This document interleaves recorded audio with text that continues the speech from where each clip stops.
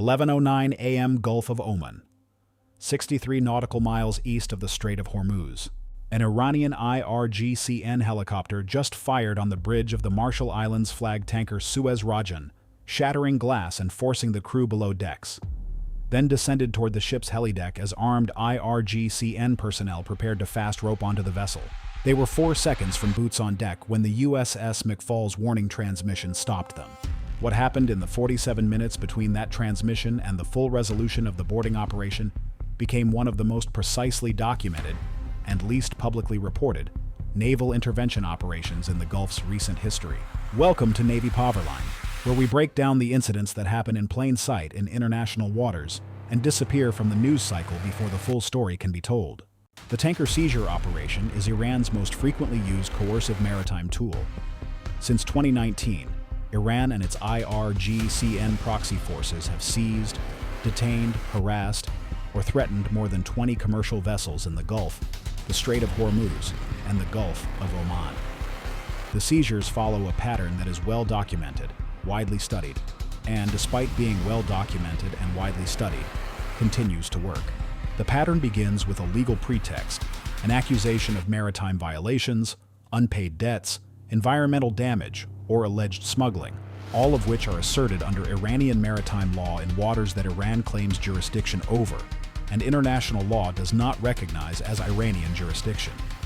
The pretext gives the IRGCN a narrative framework. This is a law enforcement operation, not a seizure. Iran is not taking hostages. Iran is enforcing maritime law. Whether any international body accepts that characterization is irrelevant to the operational outcome. The ship stops. The crew complies. The cargo is taken or held as leverage. The vessel eventually goes free, usually after months of negotiation, usually after some form of concession. Released Iranian funds, a freed Iranian national, a diplomatic acknowledgement that is quietly walked back after the cameras move on. The Suez Rajan was a different case. The Suez Rajan was operating under a U.S. Treasury Department directive. Its cargo, Iranian crude oil that had been seized under sanctions enforcement action, was being managed under U.S. legal authority. The vessel was technically operating as an asset of the United States government's sanctions enforcement program.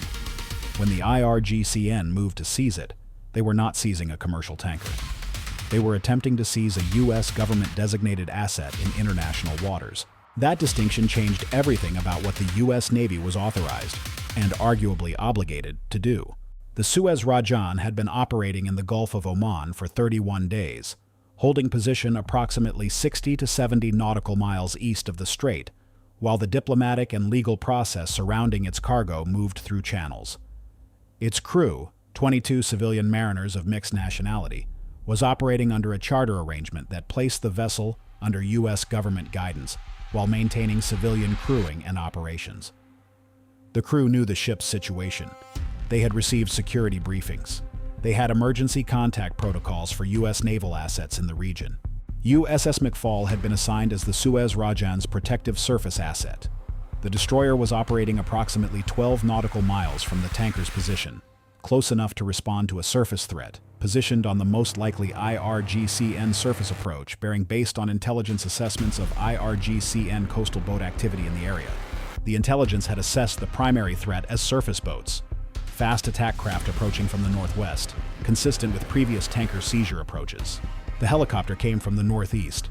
The Iranian AB-212 helicopter, a license-built variant of the Bell 212 operated by the IRGCN's aviation arm, had departed from a base on the Iranian coast and flown a low-altitude route that kept it below McFaul's radar horizon for the first 34 minutes of its flight. Its altitude over most of the route was under 80 feet, using the same thermal layer exploitation that made helicopter detection in the Gulf consistently difficult. It climbed to 300 feet only in the final 4 nautical miles of its approach to the tanker. McFaul's radar detected it at 11:06 a.m. at a range of 4.1 nautical miles, 3 minutes and 9 seconds before it reached the Suez Rajan. The watch officer classified it as a possible military helicopter and transmitted a challenge on Channel 16 at 11:06 and 40 seconds. No response. At 11:07 and 12 seconds, the helicopter fired. 2 rocket rounds from a forward-mounted pod struck the tanker's bridge superstructure. The bridge windows were destroyed. The officer of the watch aboard the tanker and 2 crew members went below decks. The bridge was empty. An empty bridge on a tanker that is not maneuvering makes the boarding operation significantly easier. The helicopter firing on the bridge was not random aggression.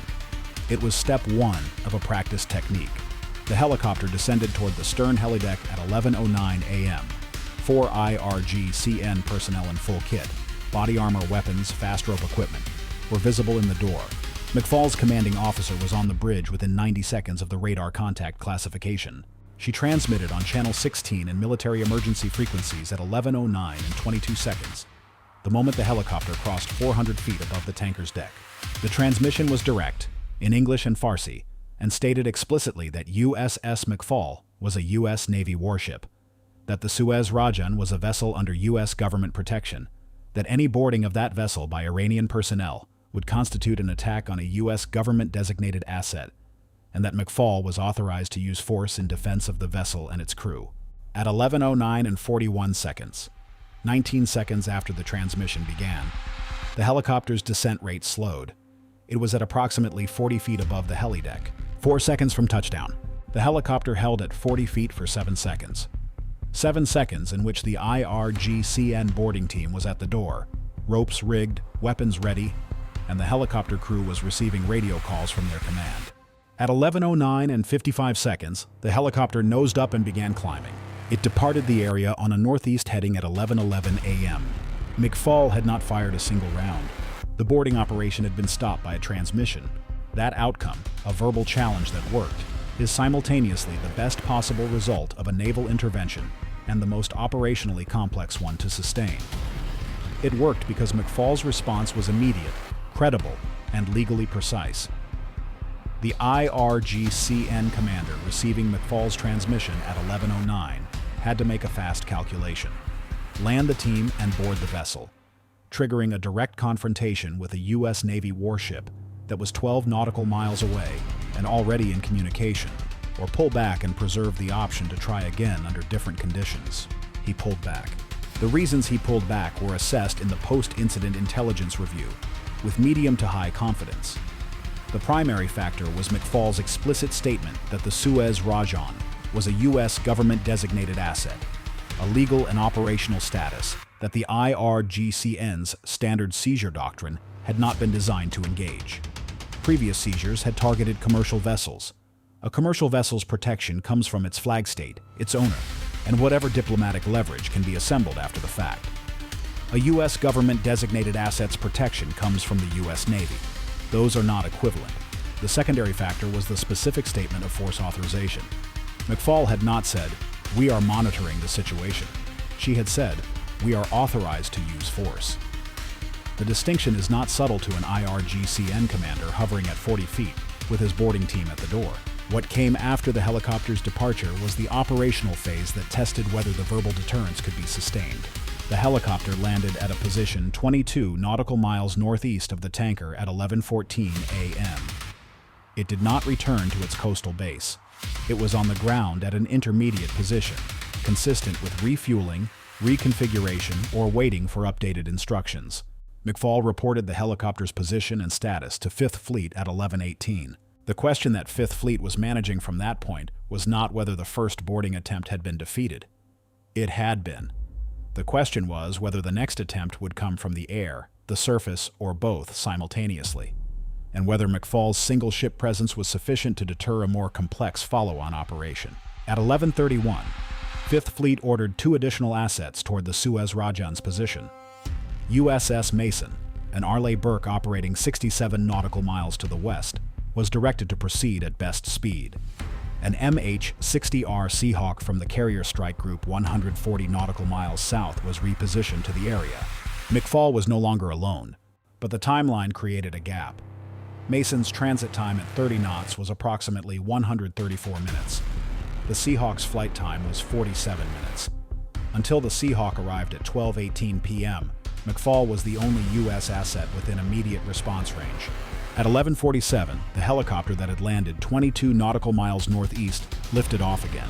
McFaul's radar detected it at 11:48 at a range of 19 nautical miles, heading southwest, toward the tanker. Its speed had increased. It was making approximately 170 knots, compared to the 110 knots of its initial approach. The second approach was faster. The crew aboard McFaul had 6 minutes and 40 seconds from detection to the helicopter reaching the tanker's position. The CO ordered the MH-60R Seahawk helicopter from McFaul's own detachment to launch immediately. The Seahawk had been on deck alert since the first incident. It launched at 11:49 and cleared the flight deck with its rotor engaged in 3 minutes and 12 seconds, within the revised alert posture parameters established after the carrier drone tracking incident. The Seahawk was airborne and heading toward the tanker's position at 11:52. The Iranian helicopter reached the tanker at 11:54 and 30 seconds. The McFaul Seahawk was 2.1 nautical miles away. The Iranian helicopter did not descend toward the helideck. It circled the Suez Rajan twice at 300 feet altitude and then climbed to 800 feet and held a slow orbit. It was watching. At 11:56, the McFaul Seahawk arrived overhead. The two helicopters, one American, one Iranian, were in visual contact at approximately 800 feet over the tanker. The Seahawk positioned itself between the Iranian helicopter and the tanker's helideck, establishing a physical presence that was not yet hostile, but was unambiguous in its intent. The Iranian helicopter held its orbit for 9 minutes. Neither helicopter fired. Neither made aggressive maneuvers. Both crews were aware of each other and aware of what each other's presence meant. At 12:05 p.m., the Iranian helicopter broke off its orbit, descended to low altitude, and departed northeast. It did not return. The full boarding operation had been defeated through a combination of radio challenges, helicopter positioning, and the physical movement of assets that the IRGCN commander could track in real time and assess as making the operation increasingly costly with each passing minute. The Suez Rajan's crew emerged from below decks at 12:09 p.m. after the tanker's master received an all-clear from McFaul. The bridge had been destroyed by the rocket rounds. The crew assessed 2 crew members who had minor lacerations from flying glass and bridge equipment that had been displaced by the explosions. Both were treated aboard the tanker without requiring medical evacuation. The master of the Suez Rajan had a specific request when he got McFaul back on the radio at 12:11 p.m. He wanted to know how long until USS Mason arrived. The answer was 109 minutes. The Seahawk stayed overhead until Mason arrived at 1:58 p.m. The post-incident review covered 4 areas with specific findings. The first addressed the surveillance detection failure, the helicopter's 34-minute low-altitude approach below McFaul's radar horizon. The review established that a surface combatant protecting a static asset against an airborne threat requires a continuous airborne surveillance element, a drone or helicopter in orbit at altitude, to close the low-altitude approach gap that surface radar cannot cover. The single-ship protective posture assigned to the Suez Rajan had been assessed based on a surface threat model. The helicopter had exploited the gap between the surface threat model and the actual threat environment. The second addressed the transmission authority. The CO's explicit statement of force authorization on Channel 16, "We are authorized to use force," was reviewed against the standing communications protocols for Gulf operations, which generally required more measured language at early escalation stages. The review found that the precise, direct language she had used was operationally appropriate for the specific situation and had produced the intended deterrent effect. The communications protocol was updated to include explicit force authorization language as a tool available to commanding officers in situations involving active boarding attempts on U.S. government-designated assets.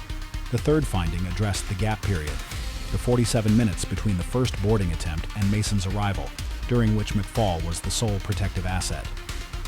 The review established that the protective posture for U.S. government-designated vessels in the Gulf of Oman required a minimum of 2 surface combatants and at least 1 organic airborne asset at all times. The single-ship assignment had been a resource allocation decision made under competing deployment demands. The review recommended and Fifth Fleet approved a permanent 2-ship protective formation for any U.S. government-designated asset operating in the Gulf for extended periods. The fourth finding addressed the broader strategic implication, the IRGCN's willingness to fire on a tanker's bridge, a direct attack on a civilian vessel, in a boarding operation conducted against a U.S. government-designated asset represented an escalation in the seizure doctrine. Previous seizures had occurred without weapons fire on the vessel itself. The rocket rounds on the Suez Rajan's bridge marked a new threshold in what the IRGCN was willing to do in pursuit of a maritime seizure. That threshold, having been crossed once, would be assumed in every future protective operation planning assessment. The Suez Rajan remained at its holding position for an additional 19 days after the incident, guarded by 2 destroyers operating in rotation before the legal process surrounding its cargo was resolved and it was released to depart under escort. The 2 crew members with glass lacerations had fully recovered within 3 days. The helicopter that had fired on the bridge was identified through imagery analysis as the same AB-212 airframe observed at its home base 4 days later. No visible damage, no indication of any consequence. The IRGCN boarding team that had been 4 seconds from the helideck was back in its barracks by that evening. 4 seconds. That is the distance between a successful deterrence operation and an armed confrontation with Iranian personnel on an American protected vessel in international waters. The Seahawk that put itself between 2 helicopters in a 9-minute orbit at 800 feet over the Gulf, with a crew that had been airborne for less than 7 minutes when it arrived, closed that distance. 4 seconds at the door of a helicopter. 7 minutes from cold deck to overhead position. The math is close. It stays close every time a vessel like the Suez Rajan floats in international waters, while a dispute about cargo and sanctions and legal jurisdiction winds its way through channels that move far more slowly than helicopters do. Stay vigilant. Stay informed. I'll see you in the next one.